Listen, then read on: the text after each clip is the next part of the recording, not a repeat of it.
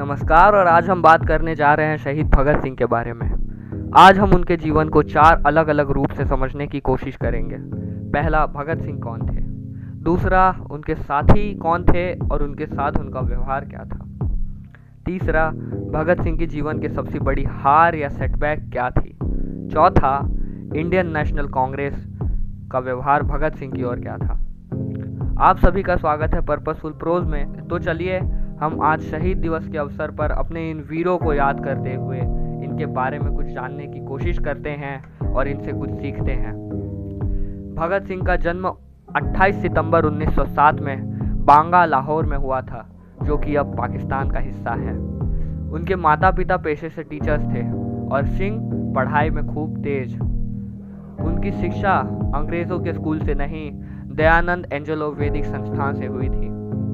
उन्होंने अपनी पढ़ाई के साथ साथ ही सिर्फ 12 साल की उम्र में 50 से भी ज़्यादा बुक अध्ययन कर चुके थे, जिसमें वह पॉलिटिकल रिफॉर्म, सोशल रिफॉर्म और इकोनॉमिक रीजन के बारे में जानने को उत्सुक रहते थे। उनसे सीखने वाली बात और उनकी एक खूबी जो आजकल के युवा को सीखनी चाहिए वो ये थी कि वह बड़े ही सिलेक्टिव पर्सन थे। मतलब उस समय वह वहीं खड़े रहते जहां उनको देश के लिए कुछ प्रोडक्टिव दिखता। आप सभी को जलियांवाला बाग कांड तो याद ही होगा। जी हाँ, 13 अप्रैल 1919 को जनरल ओडायर ने क्रूरतापूर्वक ओपन फायर का ऑर्डर दे दिया और उसमें हजारों की तादाद में भारतीय मारे गए। में गोलियों के निशान ऐसे ही हैं। भगत सिंह उस समय मन में ठान लिए कि मुझे जलियांवाला बाग जाना है।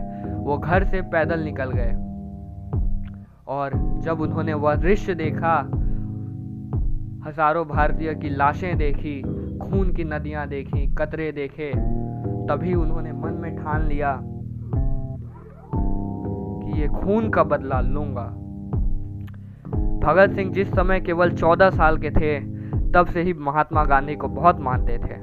महात्मा गांधी की आवाज उस समय पे बहुत बड़ी थी। महात्मा गांधी के फॉलोअर्स उस समय पे बहुत बड़े थे। 14 साल की उम्र से ही सिंह नॉन कॉरपोरेशन मूवमेंट जैसे आंदोलन में भाग लेना शुरू कर दिया। 1928 के समय भगत सिंह और उनके साथी साइमन कमीशन के खिलाफ आंदोलन में शामिल थे, जिसमें अंग्रेजों ने लाठीचार्ज करके लाला लाजपत राय की जान ले ली थी। तभी सिंह और उनके साथियों को गिरफ्तार कर लिया गया था। सिंह अपने इस कारावास और मुकदमे के दौरान ब्रिटिश के खिलाफ प्रतिरोध प्रतीक बन गए थे। भगत सिंह का नाम बहुत ही बहादुर और आइकॉनिक माना जाता है भारतीय इतिहास में। भगत सिंह को अपने साथियों की ओर से भी उतना ही सपोर्ट मिला। उनके साथी चंद्रशेखर आज़ाद, राम प्रसाद बिस्मिल, अशफाकुल्लाह खान और राजेंद्र नाथ लाहिरी, ये सभी ने भी सिंह को अपने आइडल मानते हुए उनके रास्तों पर चलते रहे।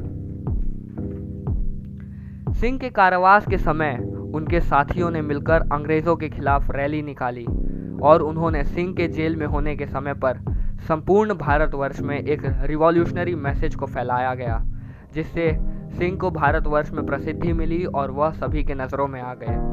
बात करें अगर उनकी हार की, तो वो हारे नहीं, वो तो चल बसे, लेकिन भारत को जीत दिला गए। लेकिन फिर भी देखा जाए तो भगत सिंह की ककोरी कॉन्स्पिरेसी केस 1925 में हार साबित हुई, जिसमें राम प्रसाद बिस्मिल और अशफाकुल्लाह खान को अरेस्ट कर लिया गया और ट्रायल पर भेज दिया गया। इंडियन नेशनल कांग्रेस, जो भारत की सबसे बड़ी पॉलिटिकल पार्टी थी उस समय पे, वह भगत सिंह को या उनके द्वारा किए गए आंदोलन को सपोर्ट नहीं करते थे। कांग्रेस उस समय पे नॉन वायलेंट तरीके से आज़ादी दिलाने का सोच रखता था, लेकिन फिर भी भगत सिंह और उनके साथी वायलेंट आंदोलन से ब्रिटिश को भारत से दूर भगाने में विश्वास रखते थे। और यहाँ तक कि कुछ कांग्रेस लीडर्स भी भगत सिंह को और उनके तरीके को सपोर्ट करते थे। सिंह के कारावास के समय पर जवाहरलाल नेहरू, जो भारत के सबसे पहले प्रधानमंत्री बने, उन्हें मिलने भी गए थे और अंग्रेज़ों से मांग रखी थी कि पॉलिटिकल प्रिजनर्स को अच्छी सुविधा दी जाए।